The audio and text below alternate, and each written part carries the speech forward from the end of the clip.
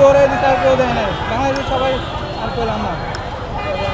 সংগ্রামী ছাত্র বন্ধুগণ, আমরা সংগঠিত চুয়াল্লিশতম বিজিএসের রেজাল্টের সাথে একটি প্রতারণামূলক রেজাল্ট প্রকাশ করা হয়েছে।